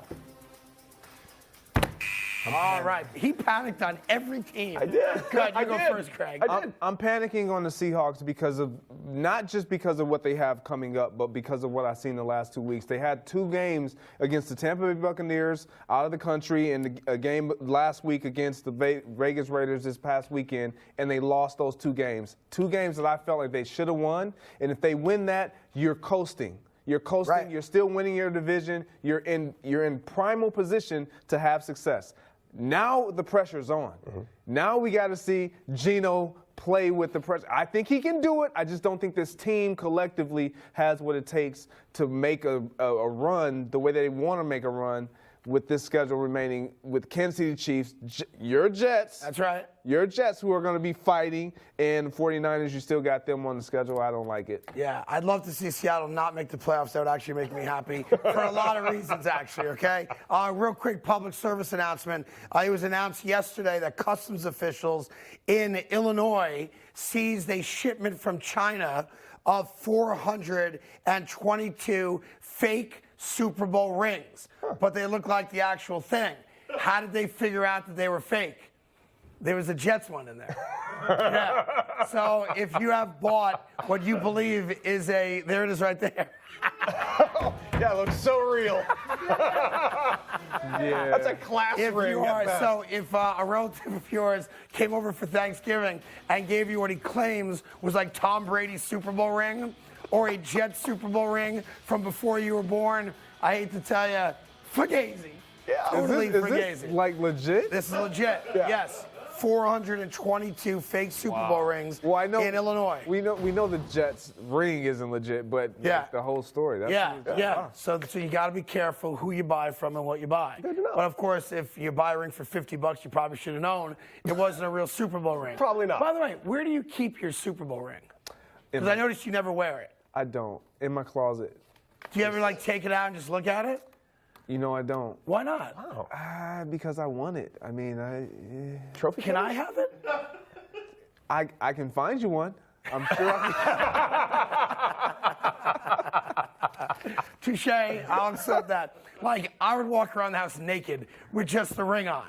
Alone, by the way, because it's disgusting. I would just walk around like Can this. I ask that? Like, I would walk around like I was the queen. like, why would you put that in my, like, would you brand Naked, that? though, huh? And then I would do these Silence of the Lambs things in the mirror. But that's, like, don't act like you guys haven't done it. Every man's done it once. I've done it. Of course, every guy's done it at some point. Yes. You played the song. Hello, precious. I can't.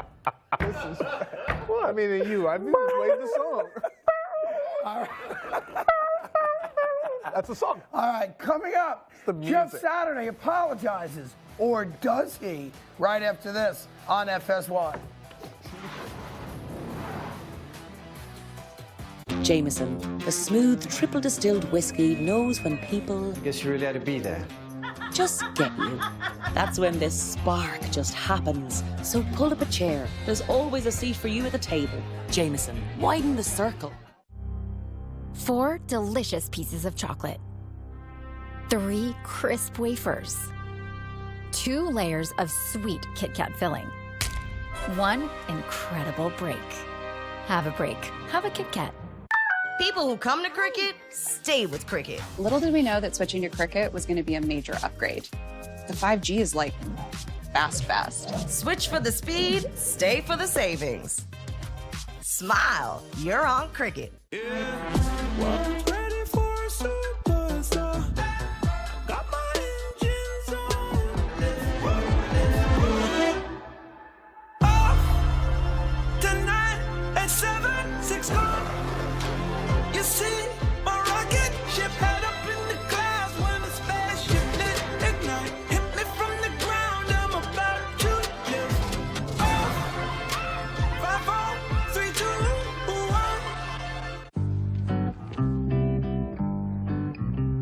1. All the snow just melts away when I'm with you. Oh, baby, baby, will you please give me a clue?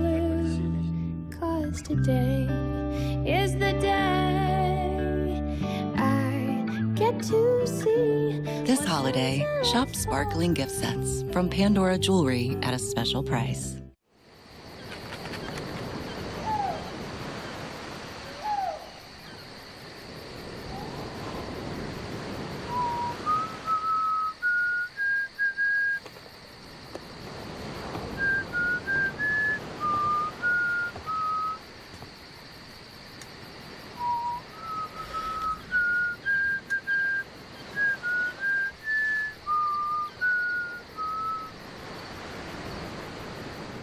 Who's on it with Jardians?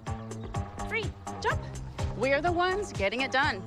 We're managing type 2 diabetes and heart risk. We're on it with Jardians. Join the growing number of people who are on it with the once daily pill, Jardians. Jardians not only lowers A1C, it goes beyond to reduce the risk of cardiovascular death for adults with type 2 diabetes and known heart disease. And Jardians may help you lose some weight. Jardiance may cause serious side effects, including ketoacidosis that may be fatal, dehydration that can lead to sudden worsening of kidney function, and genital yeast or urinary tract infections. A rare life-threatening bacterial infection in the skin of the perineum could occur. Stop taking Jardiance and call your doctor right away if you have symptoms of this infection, ketoacidosis, or an allergic reaction. And don't take it if you're on dialysis. Taking Jardiance with a sulfonylurea or insulin may cause low blood sugar. A once daily pill that goes beyond lowering A1C? We're on it. We're on it. We're on it with Jardiance. Ask your doctor about Jardiance. Dude, you coming? Because the only thing dripping should be your style. Plop, plop, fizz, fizz. With Alka-Seltzer Plus cold and flu relief. Also try for fizzy fast cough relief. An experienced QPC eater knows you should never let the ketchup that falls from the hot and juicy burger go to waste.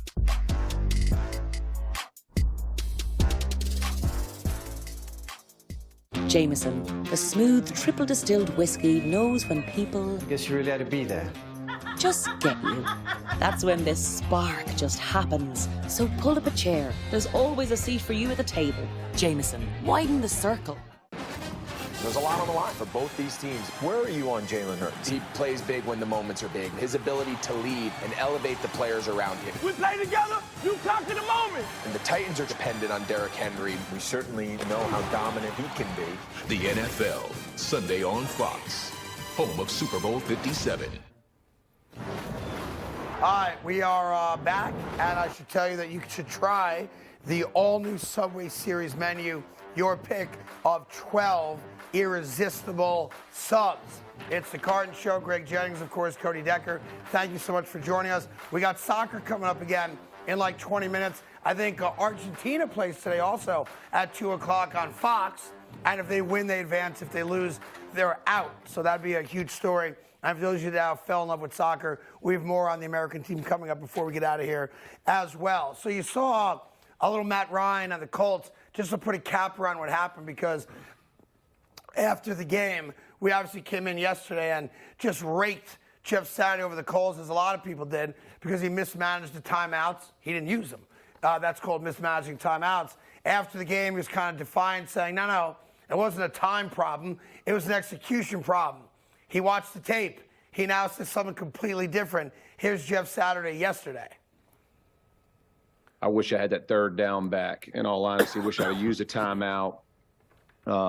Just looking at it on film, looked at it last night again, looked at it this morning again, and from a time perspective, I felt good, but you could tell we were in disarray. I just didn't have a great feel. That one's the one that's going to stick with me. So use it as a learning experience. Hopefully get better at it, but frustrated with myself on that. Yeah, so listen, I appreciate taking ownership. We talked about it earlier. Accountability is like, a catchphrase these days. Who's accountable, who's not accountable, especially with the Jets and Zach Wilson. So we took ownership, but it's one of those things that's like out there like a big meatball. Like, you got to take accountability for it because everybody saw it go down, and it's on you. Here's my question, though, because we've seen this a couple times this year, specifically with veteran quarterbacks in a similar position. Tom Brady was in this exact same position, different score though, in their game against the Cleveland Browns, where after a first down play, the Bucs had 3 timeouts. Todd Bowles didn't call one. Tom Brady didn't call one. Matt Ryan didn't call one. Jeff Saturday didn't call one. Does a veteran quarterback have the authority to call a timeout? So it really depends on the situation. Like, if a quarterback takes a sack, then obviously they gets up. Which is what Matt Ryan did. He did. Yes. First instinct is to call a timeout because you can't take a sack in those situations. However, when you have 3 timeouts, you would think that, okay, we can burn one. If I feel like we need to call one, no big deal. I call the timeout, especially when you're dealing with veteran guys, like as you mentioned. Tom Brady, who would question him calling a timeout? I was shocked he didn't call the timeout of that game. You know what I mean? Like, who would question? Jeff Saturday, though, looking at the tape, he's right. Time wasn't an issue, but it became an issue when your team, like he mentioned, is frantic. Which they were on third down. At the third down, they're frantic. You got to get your team a timeout, settle down, give your play caller an opportunity to not be scrambling, select a great play, and give yourself an option for a fourth down play to go right into without having to use the craziest thing is they wasted 36 seconds after the sack. They wasted just under 30 seconds on the scramble right there. Now, here's where you have an inexperienced coach. That coach in that spot should be yelling at, if he's not taking the timeout, should be yelling at the referee to review the spot. Because Matt Ryan went head first there, and he did come across the first down marker. Yep. It should have been 1st and 10 for the Colts. Irregardless of that, you got to call the timeout. But that's an inexperienced head coach who's not demanding a challenge. Right, under 2 minutes, it's up to the refs, not up to the coach. And number 2, not calling the timeout. And then during the timeout, saying to the refs, take a look at the spot. Instead of being 3rd and 2, it should be 1st and 10, which is a major difference. It's a huge difference. And for me, that's where his experience and exposure to these type of moments, he will learn from. And it's why a lot of people that criticize the hiring said, you got to get a guy who has some level of sideline experience for moments just like that. That's why he was criticized. But he has head coaches on his staff. And so for me, where was everybody else? Yeah, no one's in his ear saying we got to get a timeout right here. They've been in those situations. They've been on the sidelines. Jeff has not been on the sideline other than as a player.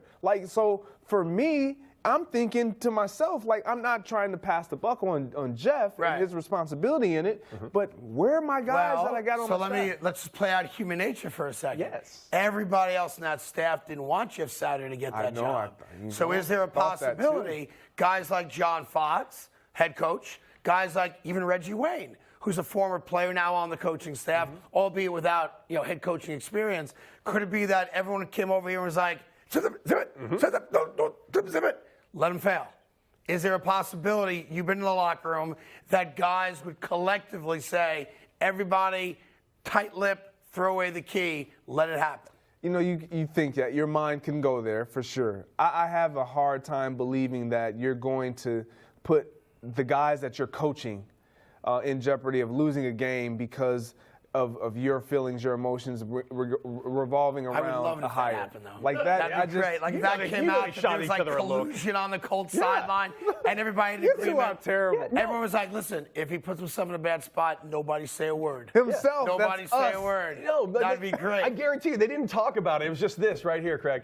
Yeah, by the way, I'm sure the coaches went out for a beer afterwards and mocked him. Saturday's a loser. All right, by the way, did you happen to see Mike McDaniel? Among the other things he's done, which he's like a rock star to me already, Mike McDaniel, Miami's playing San Francisco this weekend. Mike McDaniel talked about some crazy stuff that Nick Bosa did when Mike was on the Niner coaching staff. Check this out. You're never going to stop him, and he lives and breathes pass rushing. He does, when I was around him in San Francisco, he would do pass rush moves on sanitizer, like little pods. Like if you see like an object like this podium, he would do a pass rush move on it. Yeah, what's so funny about that it's really not all that unique to Nick Bosa or San Francisco. It happens in a lot of office places, right? Matter of fact, the aforementioned Ryan, who's on our staff, does the same thing to get ready for this show. And we happen to, film it. This is Ryan earlier today, just getting ready for today's show. Watch this. Oh my God. Was that a pass rush move? Or are you flying the airplane? Fell down.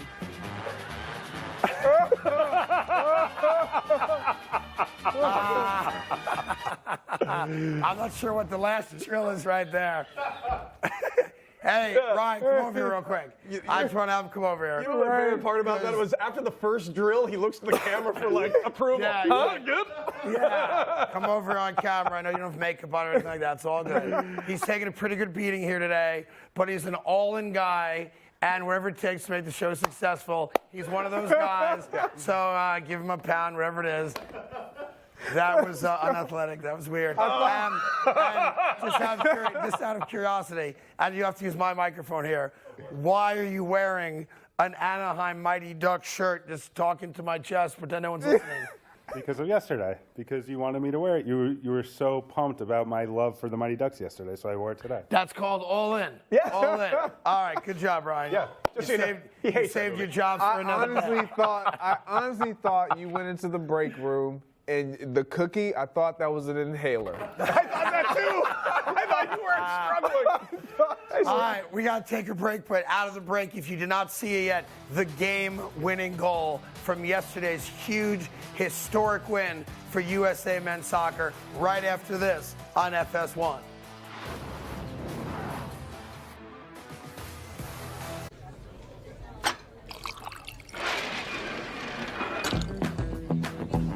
I've always wanted to do that.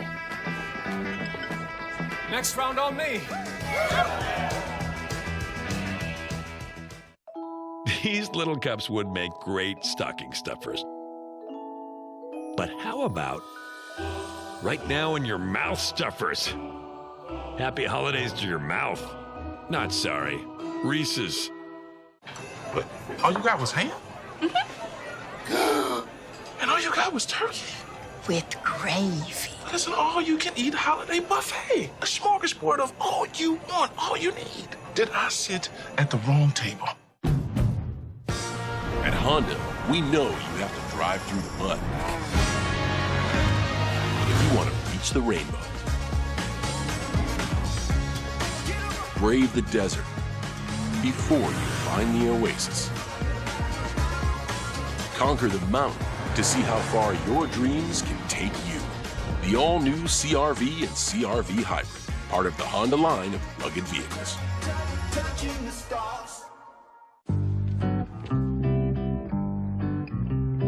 All the snow just melts away when I'm with you. Oh, baby, baby, will you please give me a clue? 'Cause today is the day I get to see. This holiday, shop sparkling gift sets from Pandora Jewelry at a special price. From Holiday Hills, Illinois, to Rudolph, Wisconsin. From Santa Claus, Indiana, to Snowflake, Arizona. From Garland, Texas, to North Pole, New York, and everywhere in between. We're holiday ready with fast and reliable delivery, serving every address in America. The United States Postal Service. Hi! Need new glasses? Get more from your benefits at VisionWorks! How can you see me squinting? I can't, I'm just telling everyone. Hey! Use your vision benefits before they expire. VisionWorks. See the difference. When a cold comes on strong, knock it out with Vicks DayQuil Severe. Just one dose starts to relieve 9 of your worst cold and flu symptoms to help take you from 9 to none. Power through with Vicks DayQuil Severe. The daytime coughing, aching, fever, sore throat, 9 to none medicine.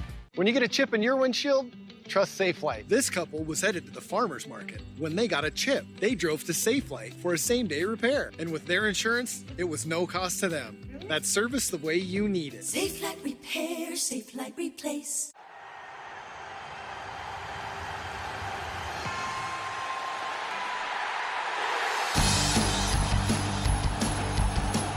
Second-ranked Michigan looks to punch their ticket to the playoffs as they battle Purdue, the Big Ten Championship. Saturday at 7:30 Eastern on Fox. It's Macy's Friends and Family Sale. Get all your holiday.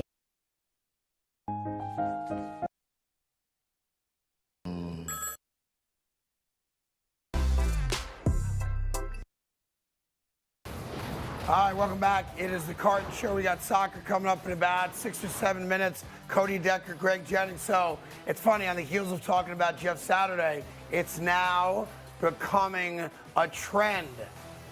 University of Alabama, Birmingham, better known to those of you watching as UAB, have just announced who the new head coach is. And he has 0 head coaching experience beyond high school, but he did win a Super Bowl. Trent Dilfer is their new head coach. Let's go, Trent. See that? Let's So go, Trent. there's a future for you, you know, I don't know where. Flag football, like you. Yes. Speaking of which, I just want to throw the gauntlet down here. I am publicly challenging everybody involved with First Things First. Kevin, Chris, Nick, the whole crew, to a flag football game, the Carton Show versus First Things First, since we both come from New York. Who gets Greg? I'll let Greg pick. Don't matter to me. Don't let him do that. We want No. Greg. Yeah, that's what I want. We're good. If he wants to play for them, have at it. Wow. I'm good. I just saw you try to kick a soccer ball past Cody. Yeah. What would make you think that him stopping that soccer ball would stop me? Would you like to announce which team you want to play for now? Well, I don't want to play for you if you don't want me playing for you. By the way, I'd love to have you on our team. I ain't begging. I wouldn't beg either. So who are you playing I can respect that. Yeah, I mean, we'll see. All right, anyway, Trent Dilfer's the new head coach at UAB. He has been a coach at a very high-level high school program, so he does have coaching experience, but never at the college level, and now he's the head coach at UAB. All right, the story everybody's talking about, obviously, USA men's soccer. Let's show you the goal. Christian Pulisic, the rock star for USA, on the header cross into the net. He takes a knee to his private parts. He's in the hospital. He's going to be fine. But there's nothing like a goal in Spanish. Play it, boys.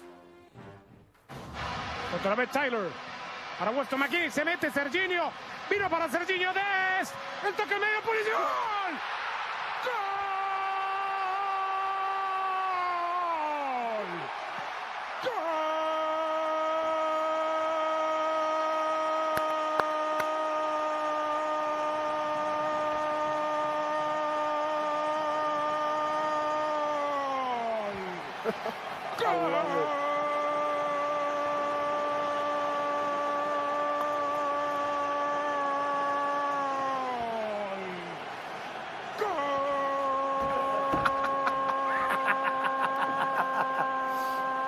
It never ends. So there you go. 35 seconds of pure goal action. I'm telling you, there's nothing better than soccer highlights. Nothing better at all. And just a quick thought on this, because there are some stories out there that the Iranian government threatened the families of all the Iranian players because they participated in some of the protests against the treatment of individuals in Iran. And the Iranian government apparently threatened their families with torture if they didn't slow their roll on speaking out against atrocities against the gay community, the LGBT community, and women in general. And now there's a story out there today that because they lost the game, that these players' lives might be in danger. So, like, when we sit here, and it's funny to me because we talk a lot about American athletes at a pro level, complaining about this, that, the other thing. And a lot of times we take for granted that that's what makes our country great. That you can be a rock star baseball player, football player, basketball player, you name the sport, and you have the right to be critical of your governmental leaders, right? And it's okay, it's accepted, it's part of our culture.